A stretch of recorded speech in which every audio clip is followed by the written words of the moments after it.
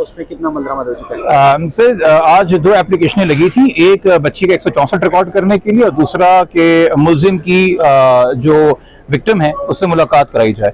ये दोनों application file हुई हैं कैपेलेट फोरम के ऊपर, जो कि ओरिजिनली ये दरखास्त जब ट्रायल कोर्ट में फाइल हुई थी तो वहाँ से खारिज हो गई थी, रिजेक्ट कर दी गई थी। उस पर आज हमने वकालतनामे जमा कराए हैं, हमें आज कॉपीज मिली हैं। कोर्ट ने इसमें 7 नवंबर जो है वो अगली डेट दी है, उस दिन इसके ऊपर जिरा होगी। फिलहाल जो एक लास्ट ऑर्डर 482 नंबर एप्लीकेशन में था, जो एमएलओ के हवाले से थी, जिसमें साइकोलॉजिकल एनालिसिस बच्ची का एक साइकेट्रिस्ट और एक साइकोलॉजिस्ट ने करना था, जिनका कि कितने लोग करेंगे ये हाईकोर्ट ने तरतीब दी थी। हाईकोर्ट ने बताया था सेक्रेटरी को कि आप एक साइकोलॉजिस्ट, एक साइकेट्रिस्ट जिनका बच्चों की एग्जामिनेशन में तजुर्बा हो, उनसे एग्जामिनेशन करवाइए और 2 हफ्ते में रिपोर्ट जमा करवाइए।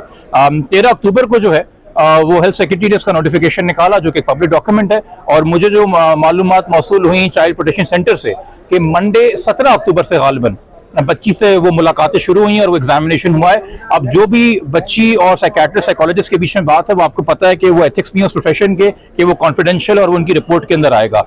ये जरूर है कि वालिदैन से इस हद तक रब्ता जरूर किया गया है कि जो एक फैमिली हिस्ट्री है, क्योंकि अगर आप एक बच्चे को एग्जामिन कर रहे हैं, खासतौर पर 14 साल की बच्ची को एग्जामिन कर रहे हैं, तो साइकेट्रिस्ट और साइकोलॉजिस्ट कुछ चीजें जो बच्ची के बचपन के हवाले से, घर के माहौल के हवाले से, वालिदैन की अपनी हेल्थ के हवाले से, मेंटल फिजिकल के हवाले से जानना चाहते हैं, उस हवाले से उन्होंने राब्ते किए और जो जो सवाल हमसे पूछे थे वो हमने उनको जवाब जमा करा दिए हैं। अच्छा, ये बताएं कि जो मुलाकात रिसेंटली हुई थी जी, तो उसमें आपको इन्फॉर्मेशन ज़ाहिर मिली होगी, आप काउंसलर क्या इन्फॉर्मेशन, क्या है बच्ची के इस वक्त, क्या मेंटली क्या हुआ? देखिए जहन में रखें कि वालिदैन 5-6 महीने के बाद बच्ची से मिले हैं और उनके लिए तो खुशी का इजहार था, इत्मीनान का इजहार था कि उन्होंने अपनी बच्ची को जिंदा पाया, अपनी आगोश में पाया।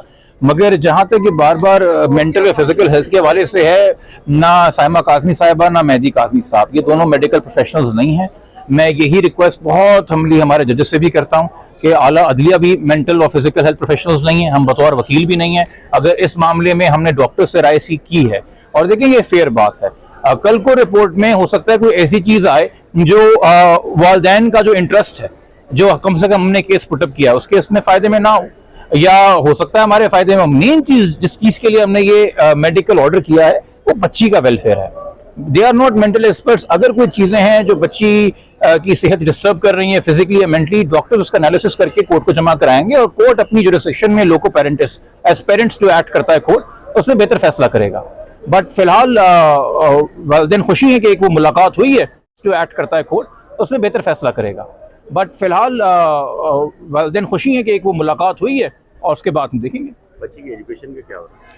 बच्ची की एजुकेशन देखिए, वहाँ पे चाइल्ड प्रोटेक्शन सेंटर में, किसी भी चाइल्ड प्रोटेक्शन सेंटर में सिंध के अंदर कोई स्कूल तो नहीं है, और वहाँ पे ऐसी कोई फैसिलिटीज़ भी नहीं है कि वहाँ पे कोई टीचर्स या ट्यूशन्स वगैरह आते हों।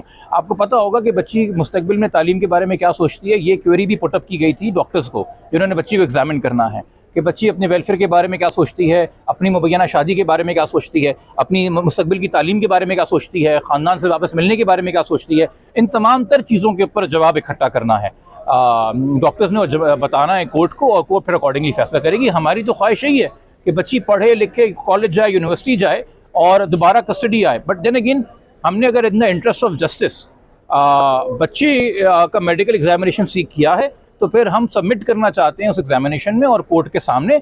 अगर उसमें कोई इख्तलाफ हमें होता है, जैसे पहले बच्ची का कैमेल हुआ था, हमने चैलेंज किया था, तो चैलेंज और अपील करने का right as per court of law है। बट कोई चीज़ अभी आई नहीं है, उसके ऊपर पहले से तबसरा करके हम उसको मुतनाज़ा नहीं बनाना चाहते, वो फेयर बात नहीं होगी। Thank you sir, thank you.